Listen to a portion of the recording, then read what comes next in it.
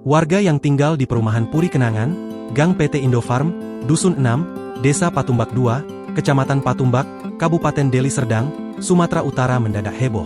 Pasalnya, seorang ayah bernama Asmar, 53, ditusuk anaknya sendiri menggunakan senjata tajam oleh anaknya bernama Niko, 22, hingga tewas. Leo, warga yang tinggal di lokasi mengatakan, antara pelaku dan korban memang kerap cekcok.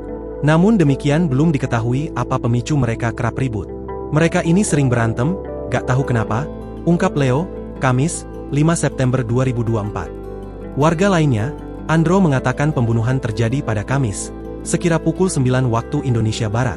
Katanya, saat itu mereka sedang berkemas hendak pindah rumah, namun terjadi cekcok mulut. Saat cekcok inilah pelaku diduga menusuk ayahnya menggunakan senjata tajam. Korban dan tersangka lagi berkemas untuk pindah rumah ke tempat yang baru. Saat berkemas korban dan tersangka adu mulut dan berakhir penusukan dengan sajam ke korban, kata Andro, Kamis, 5 September 2024. Informasi yang didapat, korban tewas sekira pukul 11 waktu Indonesia Barat, setelah sempat dibawa ke klinik. Karena lukanya terlalu parah, korban dibawa ke RS Sembiring Delitua. Disinilah korban akhirnya menghembuskan nafas terakhirnya. Kapolsek Patumbak, Kompol Faidir Chaniago mengatakan, saat ini Niko sudah diamankan dan masih dimintai keterangan.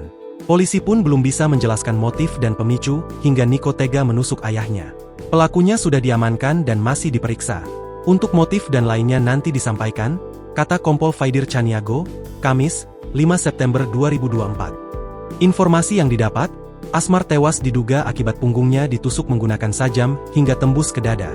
Ia pun sempat dibawa ke klinik terdekat, tapi karena lukanya parah ia dirujuk ke rumah sakit. Saat di rumah sakit inilah korban disebut meninggal dunia. Download Tribun X sekarang, menghadirkan lokal menjadi Indonesia.